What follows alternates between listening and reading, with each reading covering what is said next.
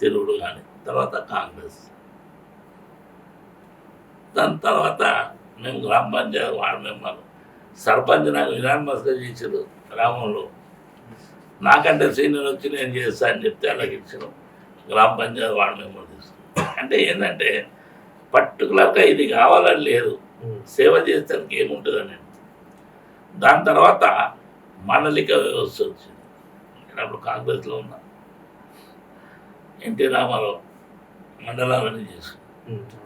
Blocks సమితి ఉండే అప్పుడు ఆ బ్లాక్ తీసి సమితి తీసి మండలాలు చేసిన, మండల కేంద్రీకరణ చేసి. అప్పుడు మాది కుత్బుల్లాపూర్ మండలం. కుత్బుల్లాపూర్ మండలంలో కూడా ఏంటంటే అర్బన్ ఏరియాస్ అంతా అప్పటి తెలుగుదేశం, అర్బన్ ఏరియాస్ అంతా కాంగ్రెస్ వైపు ఉన్నాయి కనుక రూరల్ ఏరియా అంతా టీడీపీ వైపు ఉందని లాస్ట్ మూమెంట్లో బైఫర్కేషన్ చేసింది. బైఫర్కేషన్ చేస్తే అప్పుడు కనీసం వాటి ఆస్తులు కానీ వ్యవస్థ కానీ చేంజ్ చేయకముందు మండలాలు కుత్బుల్లాపూర్ మండలం, కుత్బుల్లాపూర్ మున్సిపాలిటీ అయింది. కానీ మండల్లో ఏ ఒక్క గ్రామం కూడా కుత్బుల్లాపూర్ మున్సిపాలిటీలో లేదు. అప్పుడు అయితే దుండిగల్ రావాలి, లేకపోతే బోరంపేట రావాలి, కొంపలు రావాలి. నేను కుత్బుల్లాపూర్ మండల్కు ప్రెసిడెంట్ అయినా ఎలక్షన్స్లో. దానికి ఒక గ్రామం కూడా సంబంధం లేదు, కానీ ఆఫీసులన్నీ అర్బన్లో మున్సిపాలిటీ ఉండే. ఇప్పుడు ఎట్లయితే రంగారెడ్డి జిల్లా ఉంది, రంగారెడ్డి జిల్లా ఉమ్మడి రంగారెడ్డి జిల్లా అప్పుడు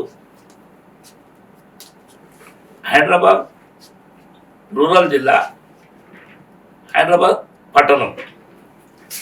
చెన్నారెడ్డి గారు అప్పుడు సీఎం అయిన తర్వాత విజయనగరం, విశాఖపట్నం, శ్రీకాకుళం ఇవి బైఫర్కేషన్ అయినప్పుడు ఆ రెండింటితో పాటు రంగారెడ్డి జిల్లా చేయాలన్న ఆయన తపన.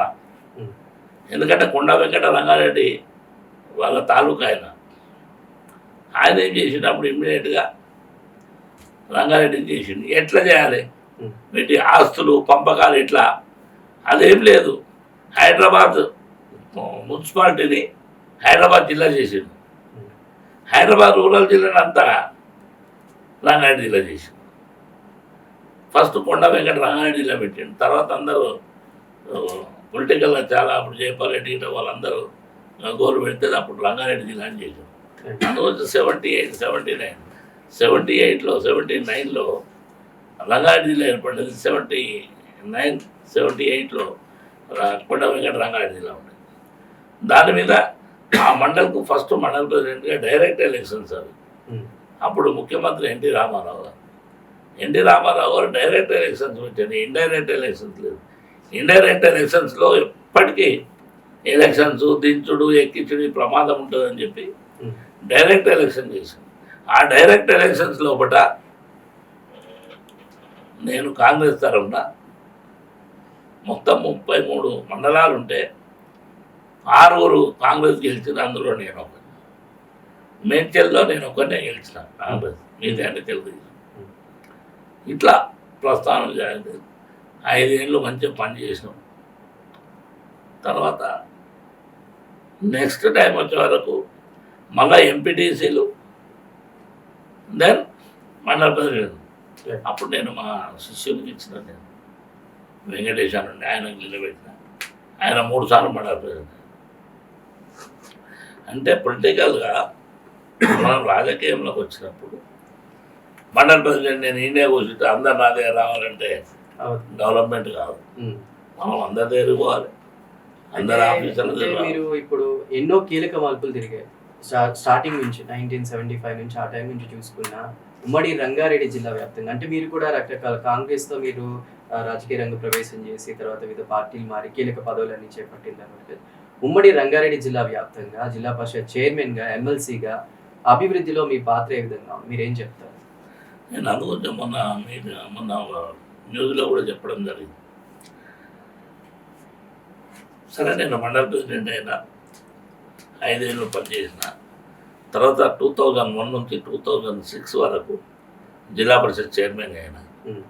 జిల్లా పరిషత్ చైర్మన్ అయినప్పుడు 5 సంవత్సరాలు ఉమ్మడి రంగారెడ్డి జిల్లా, అంటే అప్పుడు మేడ్చల్ కానీ ఇబ్రాహీంపట్నం కానీ గట్కేసర్ కానీ అదేవిధంగా తాండూరు మరి వికారాబాద్ చేవెళ్ళ ప్రాంతం అంతా ఉమ్మడి రంగారెడ్డి జిల్లా లోపల అప్పుడు అర్బన్ ఏరియా ఉండే, రూరల్ ఏరియా ఉండే. అవును. అభివృద్ధి చెందినటువంటి పట్టణాలు ఉన్నాయి, వ్యవసాయం ఉన్నటువంటి రూరల్ జిల్లా ఉంది. అప్పుడు నేను జిల్లా పరిషత్ చైర్మన్. 5 సంవత్సరాలు నాకు బాగా సంతృప్తి ఇచ్చింది ఏంటంటే సాధ్యమైనంత వరకు వర్క్ చేయడానికి నాకు ఆస్కారం వచ్చింది. ఉమ్. అప్పుడు ఉపాధ్యాయ లోకంది కూడా చాలా వాళ్ళ మినిట్ టు మినిట్ వాళ్ళు రన్ చేస్తుంది. దాంతోపాటు అన్ని జిల్లాల్లో ఎక్కడ కూడా లేని విధంగా తెలంగాణలో కూడా మొట్టమొదటిగా జిల్లా పరిషత్ మేము సక్సెస్గా నడిపేయగలిగిన 5 సంవత్సరాలు. అప్పుడు ఈ చెక్ డ్యామ్స్ కానీ, ఉమ్. చెక్ డ్యామ్స్ అనేది వాటర్ లెవెల్ మనం ఉండాలని అప్పుడు అన్నాధార తీసినటువంటి మూమెంట్లో ఉమ్. చెక్ డ్యామ్స్ కానీ, అదేవిధంగా తక్కువ వర్షపాతం ఉన్నట్టు దగ్గర పొలాలు ఎట్లా పండియాలని ఇవన్నీ రీసెర్చ్. అదేవిధంగా హార్టికల్చర్ కానీ, అగ్రికల్చర్తో పాటు హార్టికల్చర్. ఇప్పుడు ఏదైతే రైతు బంధు ఏదైతే పెట్టినామో, ఎందుకంటే వ్యవసాయదారుడు వ్యవసాయం చేసేటప్పుడు వాళ్ళకి డబ్బులకు అవసరం పడుతుంది, వేరే దగ్గర అప్పులు చేసుకొని వ్యవసాయం చేయవలసి వస్తుంది. ఉమ్. కనుక ఈ కేసీఆర్ గారు గ్రౌండ్ రియాలిటీ ఉన్నటువంటి వ్యక్తి. కేసీఆర్ గారు ఏం చేశారంటే తప్పకుండా వ్యవసాయదానికి రైతు బంధు పెడితే ఎకరాకు 10,000 ఇస్తే వాళ్ళకు డబ్బు వేరే దగ్గర తీసుకోకుండా వ్యవసాయం మీద పెడతారు. అప్పుడు మంచి జరుగుతుంది, మంచి స్కీమ్ అది. అప్పట్లో మేమున్నప్పుడు ఏం చేసామంటే ఇదే పొలాల దగ్గర పనిచేసినటువంటి వాళ్ళు, ఇంటికాడ ఉన్నటువంటి పెద్ద మనుషులు, ముసలి వాళ్ళు కూడా వాళ్ళు తోచినంత